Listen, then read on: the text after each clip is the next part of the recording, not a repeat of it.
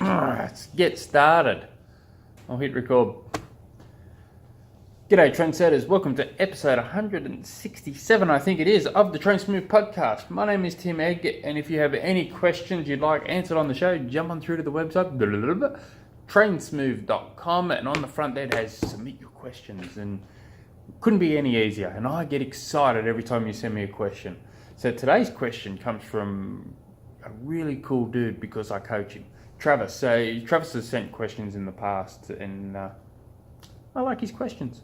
Tim, can you talk about the difference between of the different kinds of swim paddles available and the purpose and or any specific benefits you get from each kind?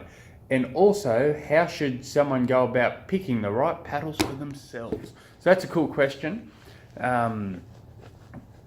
A few things here. There's so many paddles. Like if you just Google search, swim paddles, they're just different shapes and sizes and so many different benefits. This one replicates, that fist drill that you can do, and this helps glide your hand straight, and this, technique. I like to keep things super simple, and why we're using them for is super simple. There's two main swim paddles I find very beneficial. Small ones, and when I mean small, they're just slightly bigger than your hand. So we're talking, 1 to 2 centimeters round your hand, nice and flat. I wouldn't spend too much money on the Technique ones because you're going to find with the Technique ones, your fingers are going to be split too far open on a lot of them, and that's just not going to. We see a lot of these elite swimmers, they've got their fingers apart, but they're just apart, just perfect for them. Most age groupers get this wrong. So you just want to keep your fingers, if you, why risk it? You're better off keeping your fingers as close together as possible. I'm video recording this as we're going here. So the people on watching the video will see what I'm talking about here, but just keep your fingers, if you want to keep a gap, it's only a very slight gap, but generally you want to keep them as close as possible, because the difference between gaining the benefits of having your open fingers and opening them that too far, the elite swimmers do it perfect, and the amount of force they're pushing through the water, the benefits become even higher. So most age groupers haven't got that benefit, unfortunately. We're just not that good at that. So for the most part, I'm finding myself digressing slightly here, so I do apologise. So just slightly bigger than your hand. Next one is a large swim paddle. So they're significantly bigger, fully around. They're an option. Definitely the most important ones are the ones just slightly bigger than your hands. They're the ones you're going to use for the majority of the time. Now there's ones, I've already talked about the ones you can get that makes you breakfast in the morning when you wake up. So they promise all sorts of good stuff, but the benefits you want to get from it. See, there's a few different things. Now, there's a video of me somewhere on YouTube where I talk about you can use chopping boards. They're a cool gimmick. You look like a complete badass at the pool when you turn up with these mini chopping boards, and they look cool. I don't know how beneficial, but I will talk about the benefits of something else towards the end. But so what you're trying to achieve, especially for you're building up strength, and you're also you got to be careful not to use them too much, but also you got to be careful not. You do need to use them. Is my belief is at this stage. My belief is you do need to use them. So especially if you're wearing a wetsuit in your swim. So what happens is you enter the water with the wetsuit and you start that catch, and all of a sudden we're not used to that extra weight in our whole forearm, and we drop the elbow. We tend to drop the elbow significantly if you're not used to using that wetsuit. Using paddles, it just helps slightly with that. But you've really got to be, if you can use a wetsuit in training at all, I do recommend doing it at least, try and get into it once a week, into the lead up of your race. if you're just going to a pool and you don't want to look like a complete another moron at the pool in your wetsuit as everyone's strutting around in their budgie smugglers, then I would, fair bit. But be very mindful that come race day, and if you can get to the race a couple of days beforehand and knock around with it, be very mindful that when you're starting that catch with your wetsuit, you may drop that elbow. And this is, I'm not just, I'm not saying this to Travis, he's a pretty cool swimmer, but this is just for everyone here. Now, the bigger paddles, they help, but I'm also always a little bit careful on using these. In the sense, why am we using them? Just to build a bit more resistance in the water. I like to use them more for athletes in rougher sea. I use them generally a lot leading into Ironman Cairns.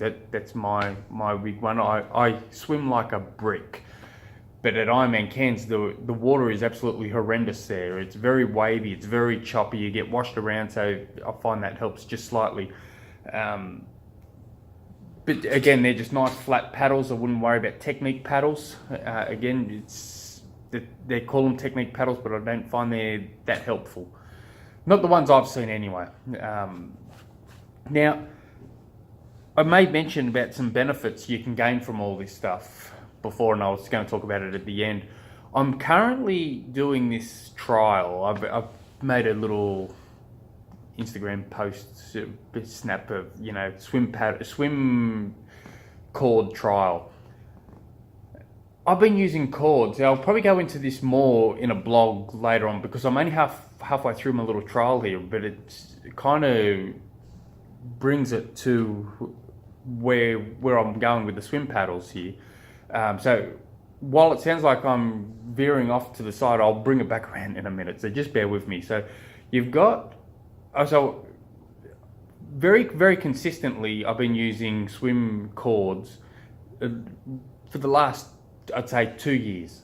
At least once a week for the last 2 years. Now, in theory, it's a magnificent idea, these swim cords. You're not going to replace a swim session, but it helps complement a swim session.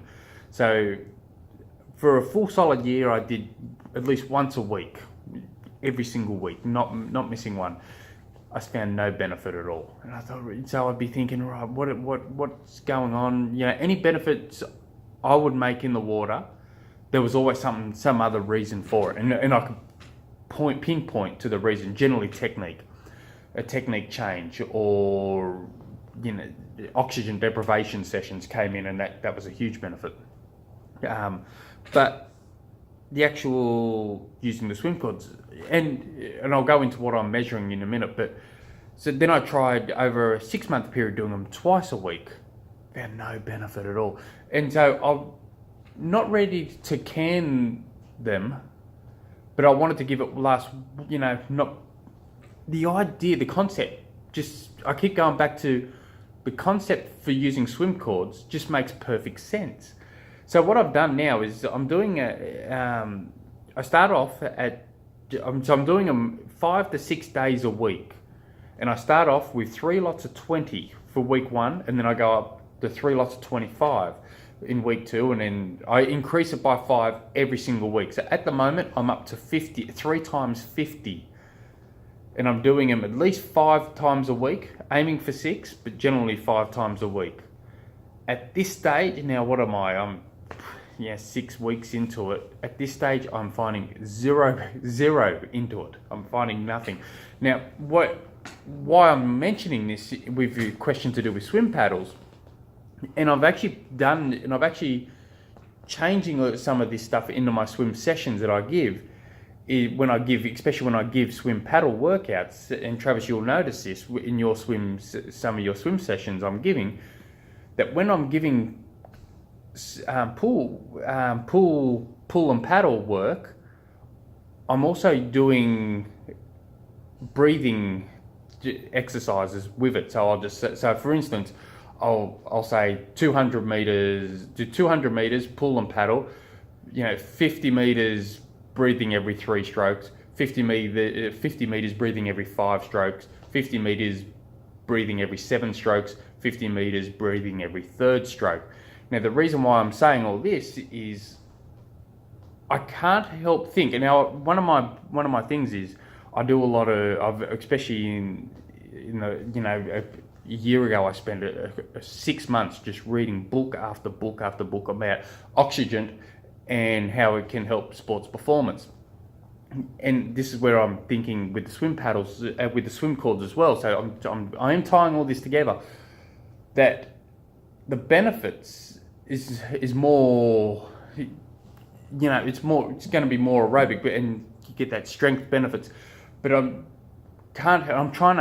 struggling to articulate the wordings here. I do apologise, but I feel that the benefits from the swim paddles mixed with creating better oxygen delivery system to your working muscles and working organs work hand in hand. So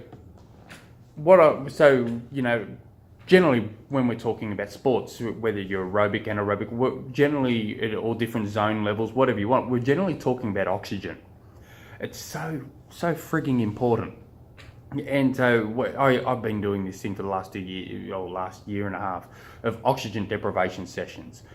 There's a blog post that I wrote about it. So if you jump on trainsmooth.com, click on resources up top, go all the way down to see oxygen program, and click on that. And there's a whole lot of information. I really need to make a part 2 and a part 3 on those blogs, because there's a ton more into it. But it's I kind of just forgot what I was saying, forgot the point I was delivering there. But so what I'm doing with the swim cords is still a trial. I've still got another 6 weeks or so more to do before I make it. But what I'm not just marking speed. I don't believe swim paddles is going to improve my speed so much. I do measure speed. I do a 400 meter time trial followed by a 200 meter time trial. Doing that semi regularly. I'm also doing perceived effort. That's a flawed measurement to mark whether this works or not.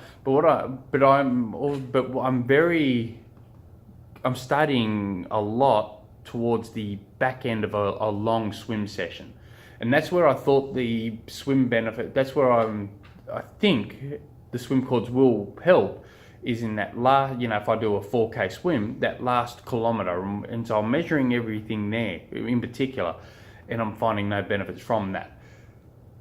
But there's still a long way to go, and I will do something to do with swim paddles and stuff, but at this moment of time, my head is moving towards when I'm using swim paddles in particular, I get the athlete to knock around with how many times they're breathing, just to starve their body of oxygen.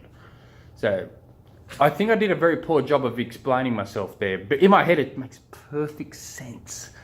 So I do apologise if I've left everyone more confused than ever. Thinking, I didn't know what they were for, but now I'm thinking this guy has no idea. Ugh. So I do apologise. I hope to have more information in weeks to come.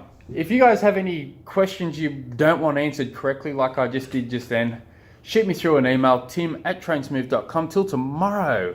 Hooroo. See you later.